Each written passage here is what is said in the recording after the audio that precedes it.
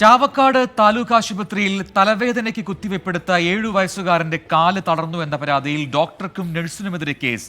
ഡോക്ടറെ 1-ാം പ്രതിയും നഴ്സിനെ 2-ാം പ്രതിയുമാക്കിയുമാണ് ചാവക്കാട് പോലീസ് കേസെടുത്തിരിക്കുന്നത്. കുത്തിവെപ്പിനെ തുടർന്ന് കാലിന് ഭാഗികമായി ചലനശേഷി നഷ്ടപ്പെട്ട കുട്ടി ഇപ്പോൾ ചികിത്സയിലാണ്.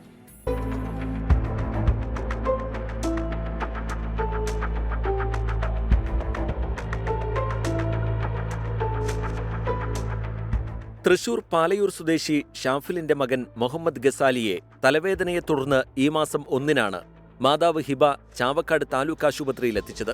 അത്യാഹിത വിഭാഗത്തിലെ ഡ്യൂട്ടി ഡോക്ടറുടെ നിർദ്ദേശപ്രകാരം ഇടത് കൈയിൽ ആദ്യം കുത്തിവെപ്പ് നൽകി. വേദനിക്കുന്നുവെന്ന് കുട്ടി പറഞ്ഞപ്പോൾ പുരുഷ നഴ്സ് മോശമായി പെരുമാറിയെന്ന് വീട്ടുകാർ പരാതിപ്പെടുന്നു. പിന്നീട് 2-ാമത്തെ കുത്തിവെപ്പെടുത്തതോടെ കുട്ടിക്ക് ഇടതുകാലിൽ ശക്തമായ വേദനയും തരിപ്പും അനുഭവപ്പെട്ടു. നടക്കുന്നതിനിടെ കാലിന് ബലക്കുറവ് അനുഭവപ്പെട്ടതോടെ മാതാവ് ഡോക്ടറെ വിവരമറിയിച്ചു. എന്നാൽ ഭേദമാകുമെന്ന് പറഞ്ഞ് ഡോക്ടർ വീട്ടിലേക്ക് പറഞ്ഞുവിട്ടു. ആരോഗ്യസ്ഥിതി മാറ്റമില്ലാതായതോടെ കോട്ടക്കലിലെ ആശുപത്രിയിലെത്തിച്ചു. ഛർദിക്കുള്ള മരുന്ന് അടിക്കുമ്പോൾ ഇഞ്ചക്ഷൻ ചെയ്യുമ്പോൾ തന്നെ ഈ ഭാഗത്ത് ഒന്ന് പൊള്ളച്ച്, ഇഞ്ചക്ഷൻ കറക്റ്റല്ല ചെയ്തത്. ഫസ്റ്റ് തന്നെ അവിടെ പൊള്ളച്ച് വന്നപ്പോൾ വൈഫ് പറഞ്ഞു അങ്ങനെ പൊള്ളക്കുന്നുണ്ടെന്ന് പറഞ്ഞു. അപ്പോൾ അവരത് ഊരി ഇപ്പുറത്തെ കയ്യിലത് കറക്റ്റായി ചെയ്തു. പിന്നത്തെ അടുത്ത് അവർ ചെയ്യുന്നത് ബട്ടക്സിനാണ്, തലവേദനയ്ക്ക് വേദനയുടെ മരുന്ന്. അപ്പോൾ മോനൊന്ന് പറഞ്ഞിങ്ങനെ ഒന്ന് വെയിറ്റ് ചെയ്യുമെന്ന് പറഞ്ഞ് പതുക്കെ ചെയ്യണമെന്ന് പറഞ്ഞപ്പോൾ ആ മെയിൽ നേഴ്സിന് ദേഷ്യം വരും. അവിടെ സിറിഞ്ച് ഇട്ടിട്ട് പോയിക്ക് പറ്റില്ല എന്നിട്ട് പോവുക ചെയ്തത്. അവിടെ നിന്ന് ഇറങ്ങിയപ്പോൾ തന്നെ അവനക്ക് നടക്കാൻ പറ്റാത്തൊരവസ്ഥയായിരുന്നു.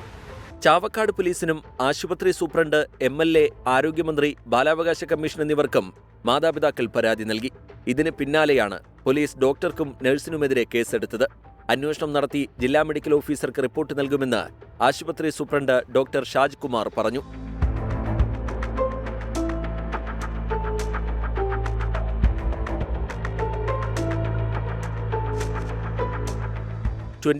തൃശൂർ 24 അഞ്ചിന്റെ വജ്രത്തിളക്കം.